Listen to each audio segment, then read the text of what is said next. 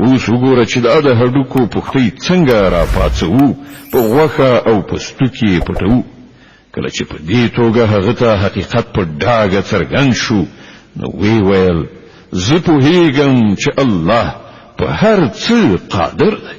وَإِذْ قَالَ إِبْرَاهِيمُ رَبِّ أَرِنِي كَيْفَ تُحْيِي الْمَوْتَى قَالَ أَوَلَمْ تُؤْمِنْ قَالَ بَلَى وَلَكِنْ لِيَطْمَئِنَّ قَلْبِي قَالَ فَخُذْ أَرْبَعَةً مِنَ الطَّيْرِ فَصُرْهُنَّ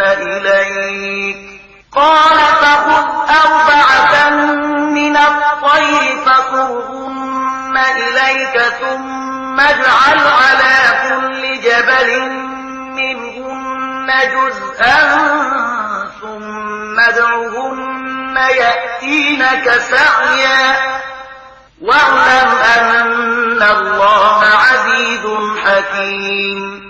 او هغه پیښه د هم در پزړوي چې کله ابراهیم علی السلام ویلو چې زما څښتنه ما تر اوخه چې ته په څه شان مړی ژوندۍ کوي وی فرمایل آیا ستا پر ایمان نشته؟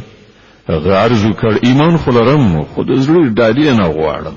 وی فرمایل خنو څلور مرغی را واخله وی سره ټوټه ټوټه کړه په خپلو کې ګډې ځان ته مایل کړه بیا د هغو یو ټوټه پر بیلا بیلو غرونو کېږده بیا هغو ته نارې کړه وی به تا ته په ځغستا راشي په دې ښه پوه شه چې الله لوی واکمن او د حکمت څښتن دی.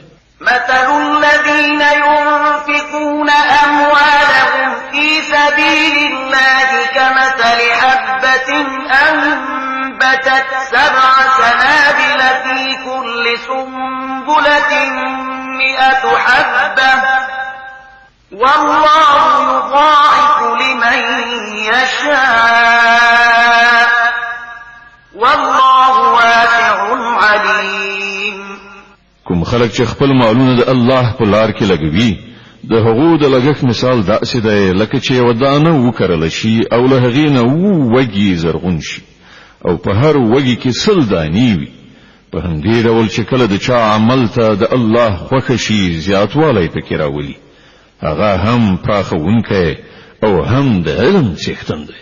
الذين ينفقون أموالهم في سبيل الله ثم لا يتبعون ما أنفقوا منا ولا أذى لهم أجرهم عند ربهم ولا خوف عليهم ولا هم يحزنون. قول معروف ومغفرة خير من صدقة يتبعها أذى والله غني حليم. کوم خلک چې خپل مالونه خير من صدقة يتبعها أذى والله غني حليم.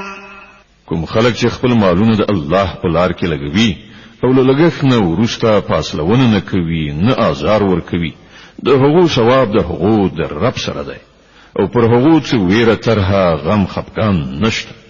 یو خوږه خبره او لوي ناوړه خبرې نه تیرېدل له هغه خیرات نه ډیر خدي چې ورپسې آزار ولوي. الله به اړي دی او زغم د هغه صفات دی. يا أيها الذين آمنوا لا تبطلوا صدقاتكم بالمن والأذى كالذي ينفق ماله رئاء الناس ولا يؤمن بالله واليوم الآخر فمثله كمثل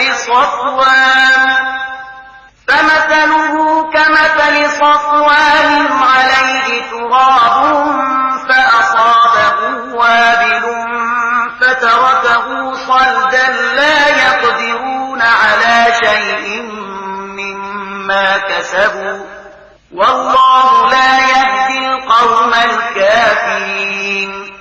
اے مؤمنان خپل خیراتونه په فاصلونه او آزار رسولو د هغه چا په څیر مخاوري کوي چې خپل مال محض خلکو ته د خودلو لپاره لګوي او نه پر خدای ایمان وي او نه پر آخرت د هغه لګښت مثال داسې دی لکه یو خویا تیګه چې دوړې پرې ناشتي وي کله چې باران پرې ووريږي ټول دوړه تر یوسي او تیګه همغه سي خویا ستره پاتې شي د خلکو چې په خپل ګمان سره د خیرات کومه نیکی ګټلې ده له هغې نه هیڅ شی د هغو لاسته نه ورځي او کافرانو ته سم لار ښودل د الله عادت نه دی.